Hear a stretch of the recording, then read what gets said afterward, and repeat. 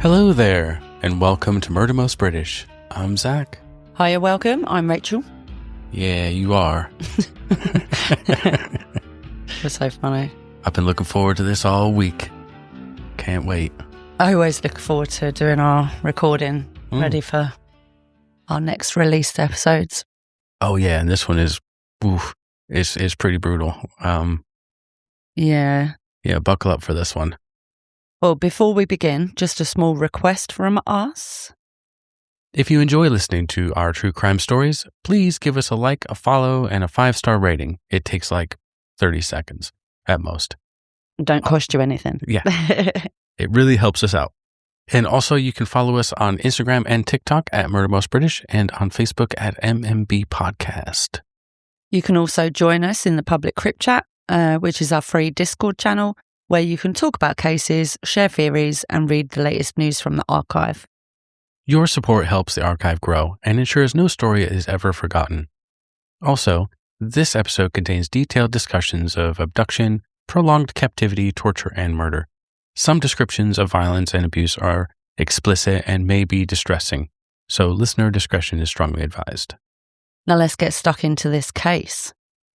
Some cases announce themselves immediately. Noise, panic, sirens. Others don't announce themselves at all. A phone stops ringing, messages go unanswered, appointments are missed. At first, it looks ordinary, like avoidance, like somebody stepping away from trouble. But quiet can be misleading. Sometimes it's the surface over something already strained. This story does not begin with a crime scene. It begins with pressure. Glasgow in the late 2000s was reshaping itself.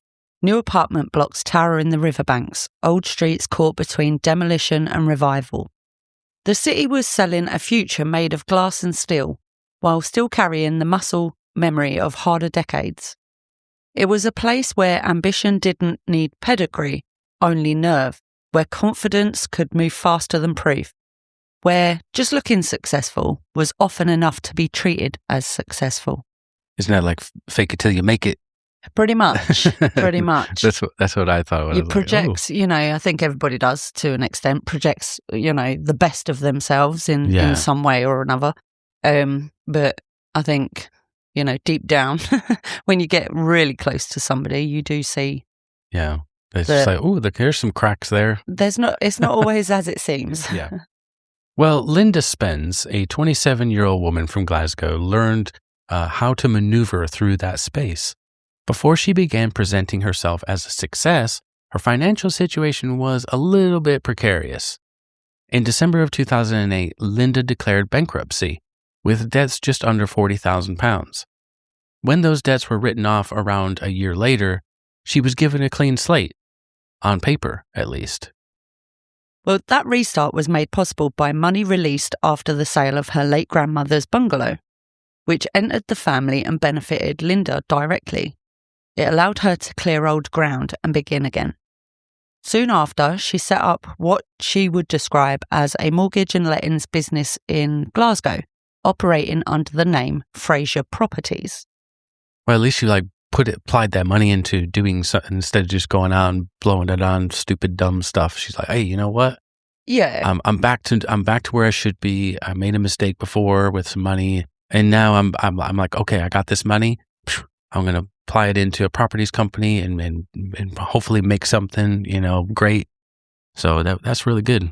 Yeah, I definitely think that's probably one of the best things to do if you get inheritance, is to set up yourself with some sort of business, because obviously, if it goes well, then obviously, it's like an investment of bringing in more yields and stuff in the future. So. Well, by late 2009, Lynda was presenting herself as a financial advisor involved in property and investment. To those who encountered her socially or professionally, she appeared comfortable with money.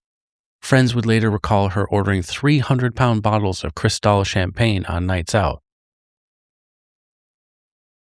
She moved easily through clubs and bars, but was rarely short of cash for taxis, drinks, and dinners, and carried herself like someone used to be believed. Well, what stood out most was the way that she talked. Lynda didn't speak carefully or hedge her claims. She talked in big numbers, millions instead of thousands. Big projects and overseas connections, not small local deals. She spoke fast, with confidence, and without stopping to doubt herself. If anyone questioned her, she didn't pull back. She added more detail. There was always another answer ready to cover the gap. It's that confidence. Got to project that confidence.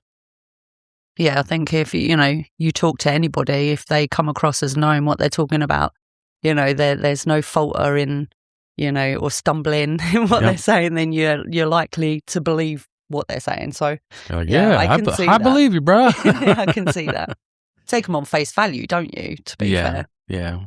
Well, the authority she projected wasn't really backed up by experience, though. Her background in finance amounted to 5 years in a prudential call center, answering customer inquiries and following sales scripts, not managing money or advising investors. For all the confidence with which she spoke about Fraser Properties, there was no clear formal record of it operating as the kind of firm she described. Well, outwardly, it worked.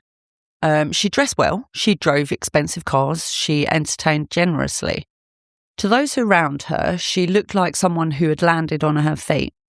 She didn't just sell investments, she sold proximity to money, to opportunity, to somewhere just out of reach. Over time, that extended beyond business and into identity itself. In later records and accounts, she appears under multiple names, not only using the Lynda Spence, but also other surnames, including Zafage. So her family would later find a card bearing the name Lynda Zafage. Lynda had claimed she'd been married to an Albanian man while still a teenager, a relationship later described as a marriage of convenience. When one version of her life began to strain, another seemed ready to take its place. At the centre of everything was property. Glasgow was expanding outward and upward, and Lynda placed herself firmly in the middle of that growth. She claimed everything was agreed, funded, and already underway. But in reality, nothing had moved beyond talk. When deadlines passed and money failed to appear, she explained it away as delays. Much of what follows is drawn from witness accounts, financial records, and police investigations. The allegations surrounding Lynda Spence's financial dealings were never tested in court, but they form some context in which her final months unfolded. Yeah, everything was not on the up and up, No. but it never went to court or anything. So we do have to say everything now is dealing with her financial stuff is alleged. Yeah. So that's the way it is going forward. So behind the appearance, money was already moving in ways that couldn't last. She began taking deposits for flats that were never secured, often presenting deals as imminent and time-sensitive. It's that FOMO, fear of missing out. Yeah. Oh, if you don't get this now, it's going to be gone, that type of thing. Over time, that expanded into substantial sums from multiple investors, including members of the Glasgow's Chinese community, who collectively paid around £175,000 for homes that never appeared. When progress failed to follow, delays were explained away, and new timelines quietly replaced the old. The biggest story came later. Lynda began talking about a large land deal near Stansted Airport, a property purchase she claimed was linked to overseas investors and substantial sums of money. She said it was being held up by paperwork. But amongst those who committed money was Colin, who believed the deal was imminent.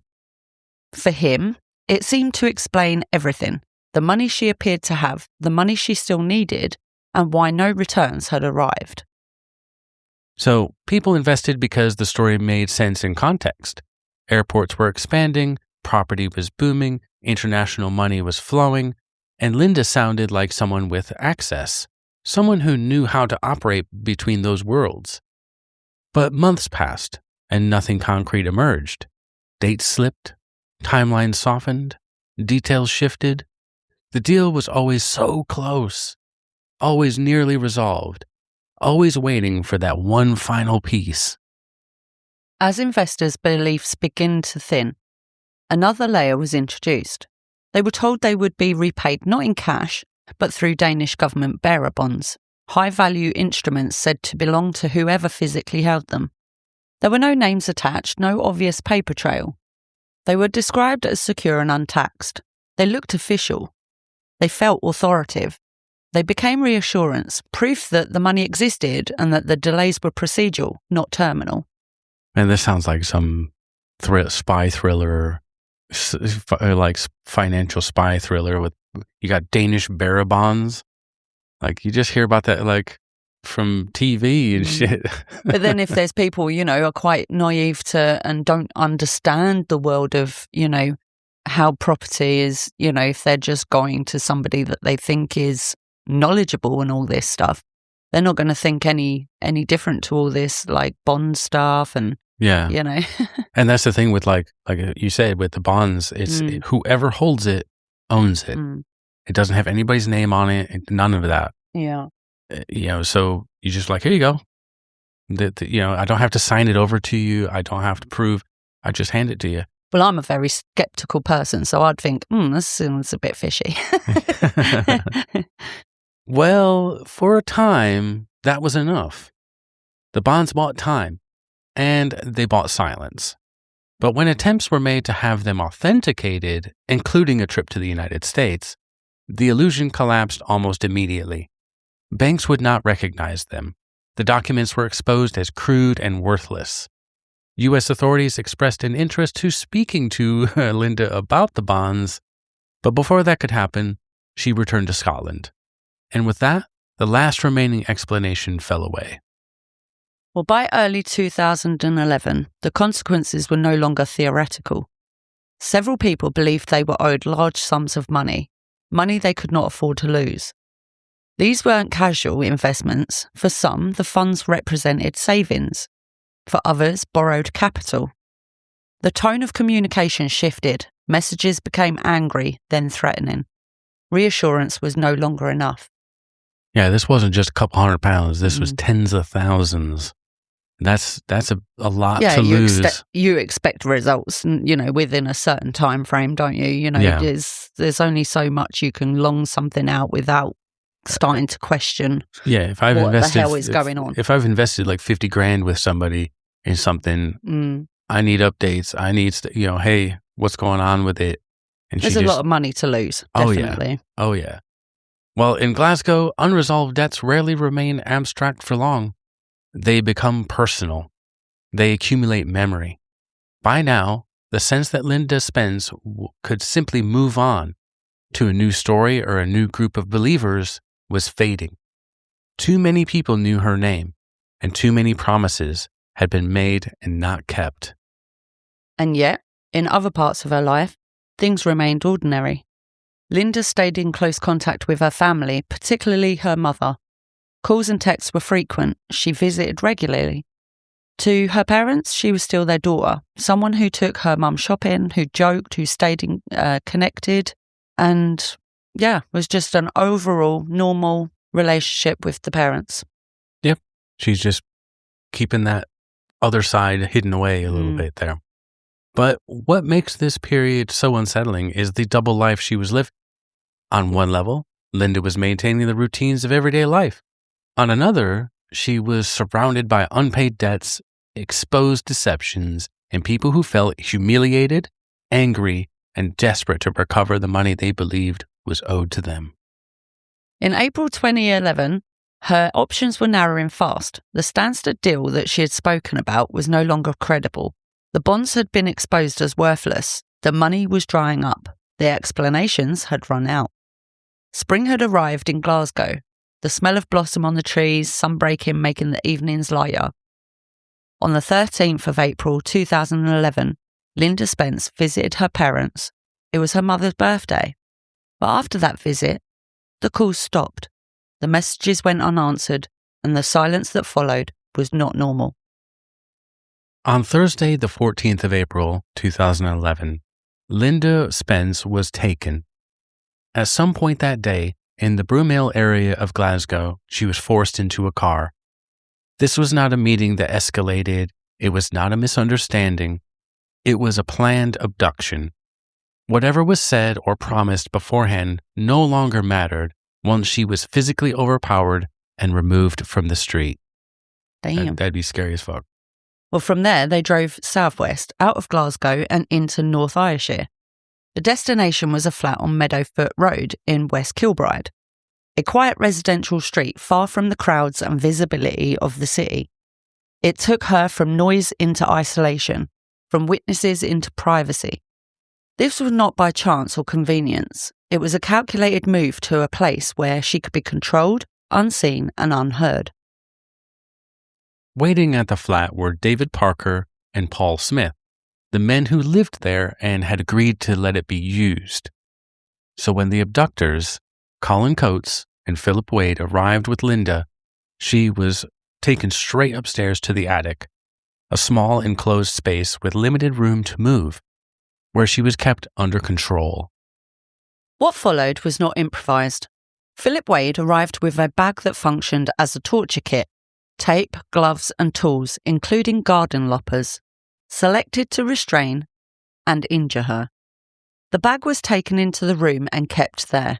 Nothing about it suggested panic or chance. Okay, this is where it gets pretty brutal. She was forced into a chair and restrained. Tape was wrapped across her arms and body, binding her in place so she could not stand, turn, or pull away. Sunglasses were taped to her face, interfering with her vision and sense of distance. This was not blindfolding for mercy, it was disorientation, designed to keep her unsteady and dependent on whoever stood in front of her. From the first day, the pattern was set. Parker and Smith remained in the flat, keeping watch, while Coates and Wade came and went. Lynda kept bound to the chair, fixed in place. The purpose of the violence was not random cruelty. It was for interrogation. She was questioned about money, bank accounts, access and financial details that her captors believed she was withholding. The days that followed didn't blur because nothing changed, but because the same actions were repeated again and again. Lynda was kept in that room, frequently restrained, returned again and again to the chair. She was not released overnight. She was not allowed to move freely. She remained exposed, dependent on the people who controlled that space. She was beaten repeatedly. She was burned with a hot iron, pressed against her skin as punishment and pressure. She was struck with a golf club. Blows were delivered with enough force to shatter her kneecaps. Those were not threats or attempts at intimidation. They were injuries inflicted intentionally, with no effect made to limit the damage. Oh, God. Horrendous. I mean, that's... She must have been terrified. Yeah, and then they leave, and then they come back, and every time you hear them coming up the steps, oh, Lord. So, well, it gets worse from here, because her toes were crushed, the tip of her little finger was cut off, and later one of her thumbs. It didn't happen all at once. The injuries caused to her were spread out over time. The pain stopped, then started again. Each time, it came back after a pause, when the money they wanted still hadn't been handed over. Humiliation was part of it too. Lynda was kept restrained for long periods and denied even basic comfort. She wasn't allowed to leave the chair, not even to use the toilet. This wasn't neglect or carelessness, it was deliberate, a way of keeping control and wearing her down. Oh, gosh. Well, through this time, Parker and Smith stayed in the flat. They can hear what was going on. I wouldn't have stayed there. They hear screaming and that. I wouldn't be able to listen to stuff like that. They knew the violence was happening and they didn't leave. They weren't the ones carrying it out, but by staying, they made sure it could keep going. The flat became a sealed-off place, the same routine playing out day after day. Outside of the house, life carried on as normal.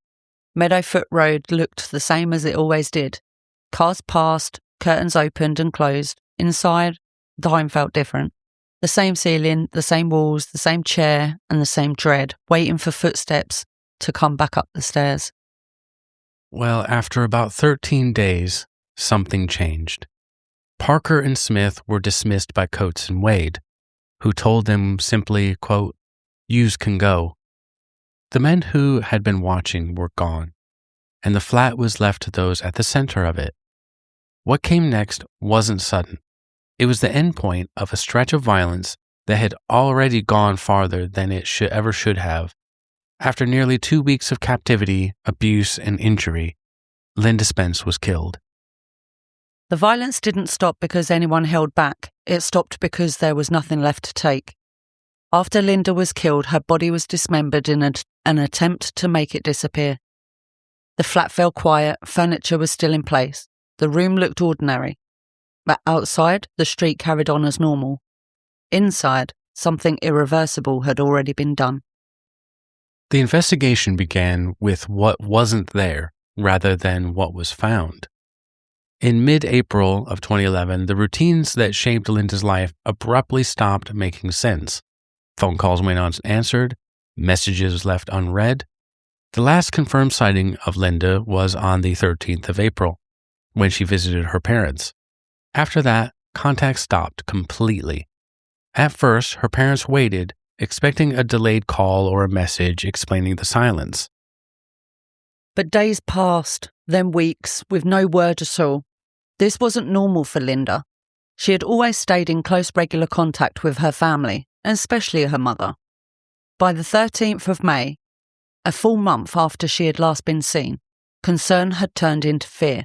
Her parents contacted the police and reported her missing. At that stage, there was no crime scene or witnesses. There were no signs of violence and no clear break in routine to explain what had happened. What existed was a disappearance. Officers opened a missing persons inquiry and began with the basics. When Lynda was last been seen, who had she spoken to, and whether there was any indication she had left by choice. Yeah, it's possible. You know, some people just, I mean, I do. I don't message people, and it can go sort of a week, 2 weeks. Yeah. Where I don't not contact somebody. I'm always talking to you, but anybody that I don't talk to on a regular basis. But then that's something right there, because she was always in contact with her mother. Yeah. You're always in contact with me, pretty much. You're always in contact with somebody, aren't you? Yeah. So, it just doesn't go silent, just gone. Yeah. Well, police began mapping the practical markers of her life. They worked through addresses, associates, routines, and areas of pressure. They established that she had left driving her silver Vauxhall Astra. Oh, I had one of them. That detail mattered immediately. Even with her phone silent, the car still had the potential to place her or someone else in specific locations at specific times. Because vehicles leave trails, and those trails can speak when people can't. Officers spoke first mainly to family members, then to friends, and then to business contacts.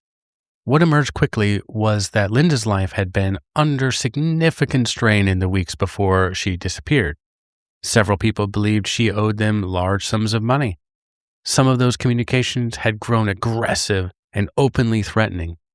Investigators didn't jump to conclusions, though, but they could see risk accumulating around her. Pressure was not hypothetical. It was active and escalating. Well, one name surfaced early, John Glenn, a property developer who believed Lynda owed him around £180,000. In the days before she vanished, he had sent her abusive messages demanding repayment. Some of those messages included threats to cut off her fingers and chop off her head. Police were aware of the content of those communications and spoke to Glenn as part of the early inquiry. But at that stage, they were still trying to understand the environment surrounding Lynda, not to assign guilt. Yeah, they're just like, we need to find her first. We have all this, and we can go talk to him and be like, hey, man, this is pretty sketchy what you're sending her. Like, yeah. And then obviously if they find her and they find that her, fingers and her head's been chopped off, then they'll think, well, hang on a minute, you so said this in messages, We know a guy that said he was going to do that. Yeah. But also you're trying to figure out, okay, where did she go? Who did this? And then they went to him and was like, what's up with this sketchy shit? Yeah.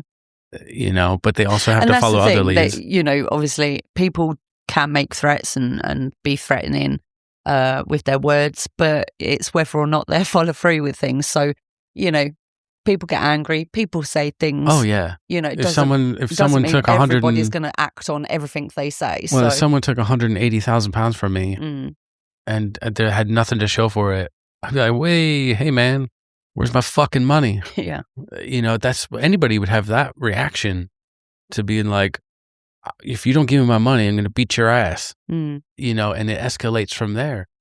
But another figure appeared soon after, Colin Coates. He had invested approximately 85,000 pounds with Lynda and believed that the money was still recoverable. Philip Wade had also lost money connected to Lynda, including funds taken from members of his family, reinforcing the belief that significant sums were being withheld. These weren't distant business disagreements. For those people involved, the sums felt decisive, personal, and urgent. Money wasn't just missing. It was believed to be within reach, and that belief mattered. In the early stages, police were careful not to assume violence. People do leave. Some disappeared deliberately. But this didn't look like preparation. There was no packed bags, no farewell messages, no financial activities suggesting a new life or a planned departure. Lynda hadn't withdrawn money or made arrangements. It suggested something that happened to her rather than a decision to leave. Yeah, especially with someone who's looks like they have money. They're well off or whatever. She's buying 300-pound bottles of Cristal when they're out.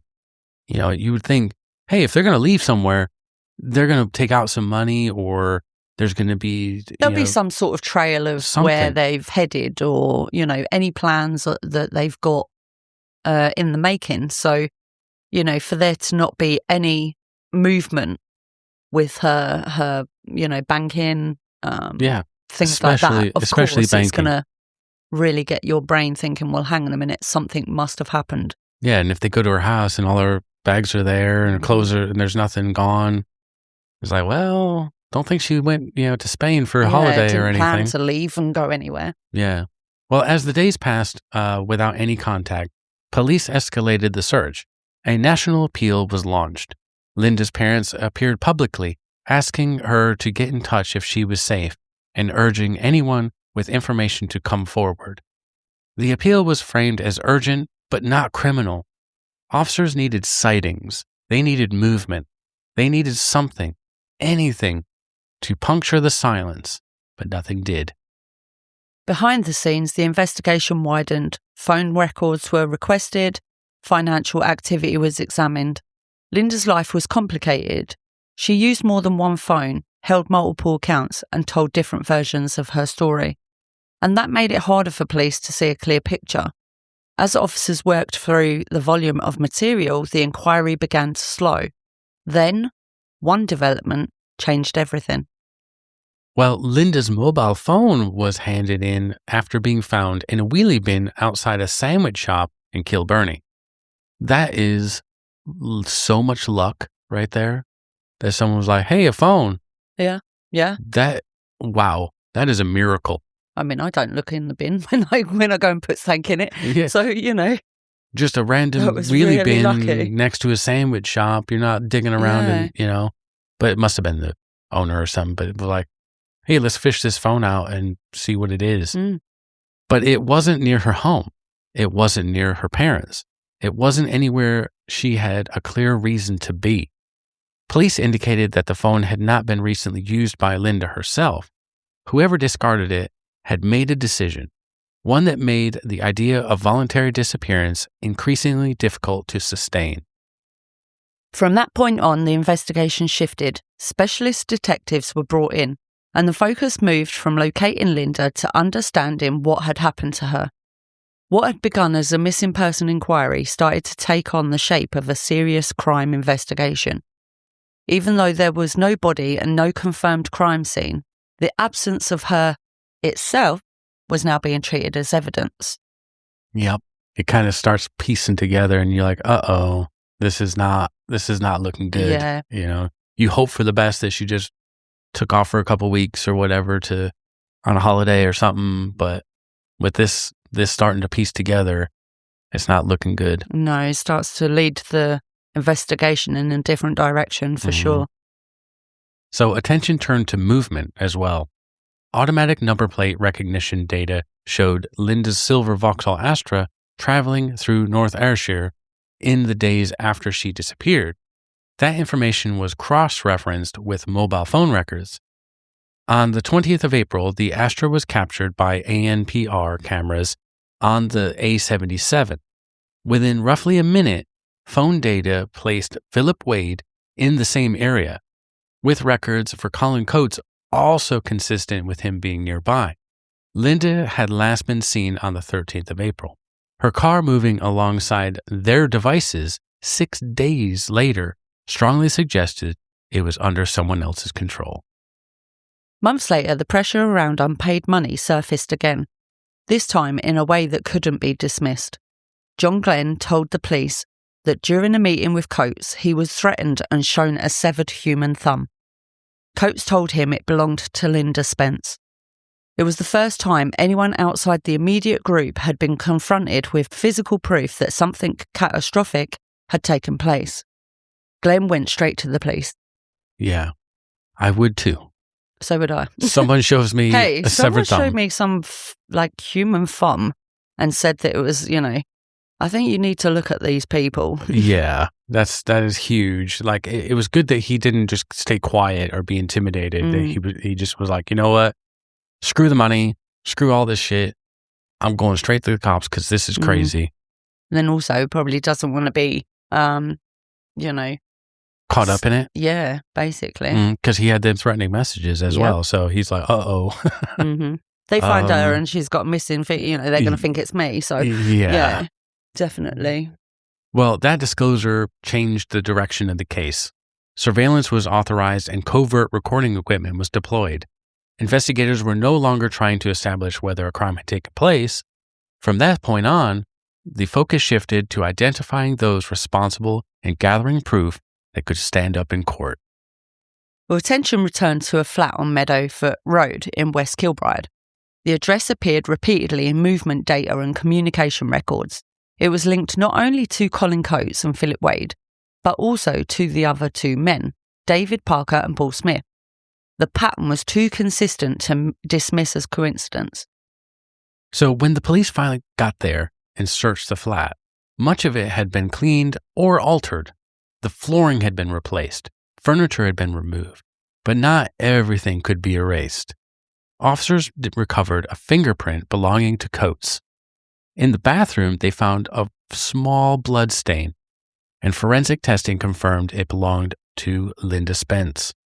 What had been a disappearance now had a place, and it had evidence. Found some crime scene. Thought you could clean up, and nope. There was one little splotch that they missed, and that one fingerprint. Which is great to find. That, it kind of pinpoints it, puts her there, puts her with especially the Coates guy because of his fingerprint. But yeah, so by the autumn of 2011, the evidence had come together. On the 31st of October in 2011, police had acted. Colin Coates, Philip Wade, David Parker and Paul Smith were arrested and charged with the abduction and murder of Lynda Spence. What had begun as silence, the police had built a picture. What they uncovered could no longer be explained away. Got him. Yeah. Now it's just to prove it in court. Hell yeah, got him. So the case came before the High Court in Glasgow on the 16th of January 2013. 4 men stood in the dock: Colin Coates, Philip Wade, David Parker, and Paul Smith. They faced charges of abduction, prolonged detention, and murder. From the outset, it was clear the court was not being asked to judge a single act, but a sequence of decisions made over time. And this type of court case would be difficult to prove, because they didn't have her body. Yep. So, they could only go on the minuscule of evidence in the sense of, okay, how can you prove that, there could be all sorts of different theories that could, Exactly. he's like, Coates could just be like, I was there at one point. I know these two guys. We hung out a little bit. My fingerprints there. Lynda was there at one point. We were all hanging out, and she had a bloody nose. Mm-hmm. There's so many different scenarios that they could put forward. Yeah. But I think when you look at it, it's like a puzzle, isn't it? And, you know, all these tiny little things build up that bigger picture. Mm-hmm. And, you know, it's quite I would personally be a bit, because they haven't found the body, so I would be a bit unsure. But that's up to the prosecution to lay it out correctly in a correct sequence to explain how these all fit together. And that's such an amazing thing that they can do. You know, such smart people. Yeah, timelines and everything, all the evidence that they do have. Let's get on with the case and see where that all led. The Crown's task was not to recreate the crime, but to prove control. Lynda Spence's body had never been recovered, and no single piece of evidence stood on its own. Instead, prosecutors built their case by drawing on phone data, vehicle movements, forensic findings from the flat, and witness testimony to show a pattern of deliberate detention and sustained violence driven by money, not panic. The trial ran for almost 12 weeks. Day after day, the jury heard the evidence returned from different angles, timelines revisited, movements compared. The repetition was intentional. The Crown's position was consistent throughout. This was not a moment of anger or an argument that escalated. It was control exercised deliberately and maintained over time. Well, midway through the trial, the balance shifted. David Parker and Paul Smith entered guilty pleas to reduce the charges of abduction and assault. In return, the murder charges against them were dropped. They left the dock and re-entered the courtroom as prosecution witnesses. Their evidence placed Coates and Wade at the centre of events inside the flat and fundamentally changed the dynamics of the case. Flipped them. Yep. Those boys were like, nah, I'm not going down for this. But that's the thing. I mean, if I was them too, I'd be like, look, you know, yes, we were in the place, not when she was murdered, you know, but we had nothing to do with that. Yes, we should have come to the police and informed you, you know, but we were frightened or whatever of them. But I think if you 100% was not involved in the murder, then you're going to sit there, you know, and you will say, well, actually, it was them. You know, it wasn't us. Yes, we were there, but, you know, and you just fully be honest. Yep. And that is the best way to be. Well, from that point on, the trial became less about what had happened and more about how responsibility should be assigned. Evidence was presented in categories rather than a narrative. Who was present, who moved where, which phones were active, and when. The Crown argued that Coates and Wade exercised control throughout. The defense challenged that interpretation, focusing on inconsistencies, alternative explanations, and the credibility of witnesses who now stood to benefit from reduced sentences. Which is, I could see that too. Very, you know, I can see them going down that route and find, you know, coming to that sort of conclusion on that. But, like I said, you know, it's hell. I'm not going to go down for murder when I did not murder. Yeah. You know, so it's. But then they could just explain it and say, well, they only did that to save themselves and put all the blame on these two guys while they get to have reduced sentences. Yeah. And they don't have full accountability, blah, blah, blah, you know. It's a hard one, isn't it? Because you think, well, you know that what they were doing in the beginning, obviously they'd been told to leave prior to her being murdered, but they could have stopped it. Yeah. So they could have went to the police. They could have, at any point. They were involved, 100%. Well, both Coates and Wade chose to give evidence themselves. Ooh, that's risky.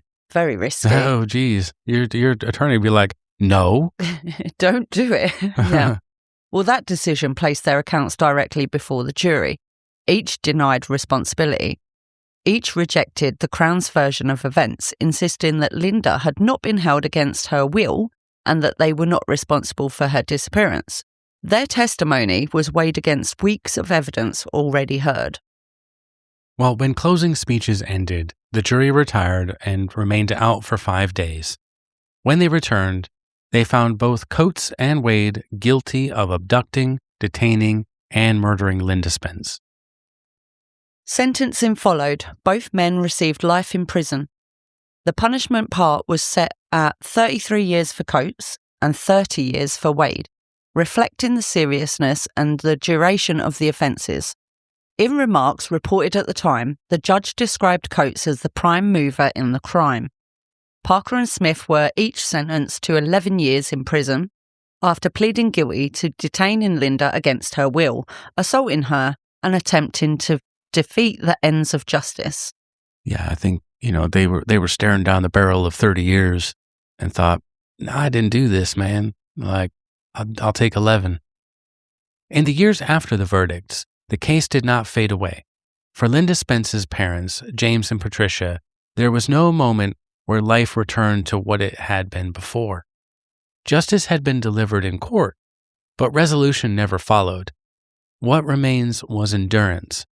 Anniversaries marked quietly, routines reshaped by absence, and the knowledge that some questions would never be answered, no matter how much time had passed.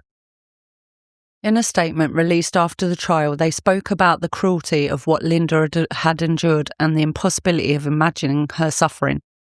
No verdict, they said, could bring their daughter back or spare her from what she had been put through. They described a level of heartache that words struggled to reach. Forgiveness, they made clear, was beyond reach. Not out of anger, but because the harm done could never be undone. They also spoke about who Lynda had been before the crime came to define her name. A warm, kind, and thoughtful daughter. Someone who always had time for others. That was the person that they wanted remembered. Not the financial disputes, not the violence, and not the way her life ended, but the life she had lived before it was taken from her. A daughter they loved and would continue to miss. Colin Coates and Philip Wade were sent into the Scottish prison system to serve life sentences measured in decades. Coates was held at HMP Shotts, the county's highest security prison, reserved for those convicted of the most serious crimes. Wade was also held within the high security estate. Neither man has ever said what they did with Lynda Spence after killing her, a silence that would follow them into every stage of imprisonment. Well, that silence later took a wider legal significance. In 2020, England and Wales introduced the Prisoners' Disclosure of Information About Victims Act, more widely known as Helen's Law, named after Helen McCourt, whose killer never revealed where her body was hidden. The law requires parole boards to formally consider an offender's refusal to disclose information about a victim's remains when deciding whether to release is appropriate. Well, although Coates and Wade were sentenced years before the law came into force, it applies to all parole decisions made after its introduction. In practical terms, their refusal to provide answers is no longer something that can be ignored. Silence is now weighed alongside risk, remorse, and the ongoing harm caused to the victim's family. It does not prevent release automatically, but it does raise the bar and makes withholding the truth a matter of record. David Parker and Paul Smith were later released from custody. Based on sentencing practices in Scotland at the time, both men became eligible for release after serving part of their sentences, so around 2018-2019. Their involvement had been acknowledged in court, their punishment imposed, and their names gradually receded from public view, even as the consequences of what happened in West Kilbride continued to ripple outward. And the flat on Meadowfoot Road in West Kilbride returned to its ordinary use. It was not sealed off or permanently marked. For anyone passing by without knowing the case, it remained just another address on a quiet street. That ordinariness mattered, not as atmosphere, but as a reminder of how sustained violence can take place behind unremarkable doors, unseen by the world outside. Over time, Lynda Spence's case has come to represent more than its individual facts. It is now referenced in discussions about financial fraud, coercive violence, and the dangers that can arise when deception, debt, and desperation collide. Her actions involved sustained dishonesty. What followed was something else entirely: extreme brutality. What remains is not closure, but clarity. Looking resolved was never the same as being resolved. The verdicts brought an end to the case, but not to the loss. For Lynda Spence's family, the absence continues, unchanged by time, unchanged and untouched by sentencing, and carried forward long after the attention moved on. Yeah, they deserve to know. They deserve to know where their daughter is, and I find it so difficult to understand why the criminals just don't inform them. It's heartbreaking. Well, there was allegedly Coates' cellmate had come forward and said that he'd admitted to him that he killed her and all that. But yeah, it's so cruel to the family to just withhold something like that, to not be able to bury them properly. Yeah, definitely, for them to not be able to lay her to rest. Hopefully, even no matter how much time goes on, hopefully one day there will be, where they find her body. Yeah, it was only like a couple, I think it was in 2022. There was a big search, but they thought possibly they knew where she was, but they couldn't find anything. Yeah. Well, fingers crossed. Hopefully they will be able to find her and lay her to rest, properly. Yeah. One day, no matter whether that's near or in the future, fingers crossed. Yeah. And, like it doesn't, obviously we don't want to excuse like what she was doing, allegedly taking money from people and being financial fraud. Oh, of course. Yeah. We don't agree with her actions and behaviors. But good God, in that sense, she didn't deserve to go through all of that. What she deserved was the people that she owed money to go to the police. Yeah. And have them investigate her, not go out and torture and murder her. Yeah. Nobody has the right, no matter what, to take another's life, in my view. So, someone does you wrong, go to the police. Yeah. I mean, all you had to do is say, hey man, I invested this money with this lady and it's nowhere to be found. Can you go investigate it? And they would have uncovered all this stuff going on. Essentially, it's a theft. Yeah. So at the end of the day, I think if anything like that, just you can't take things into your own hands and cause people, because it's not just the victim, it's the victim's family, their friends, that are left behind, having to you cause them so much grief. But unfortunately, she got in with some bad dudes. Yeah. But obviously by the looks of it, they that luck of what she was running through with all this money, and she ran into these guys who are bad news, and that's how it turned out. They said, no, we're no cops, we'll handle it ourselves, and that's just crazy. Well, my advice is never handle anything yourself, go to the police. Yep. 100%. Well, thank you for listening, guys. If you'd like to support the work that we do here in the archive, please take a moment to follow the show and leave us a 5-star rating. It really helps others to discover the stories that we tell and keeps the archive growing. Sharing the podcast with someone who loves true crime also makes a huge difference. Hell yeah. Tell everybody.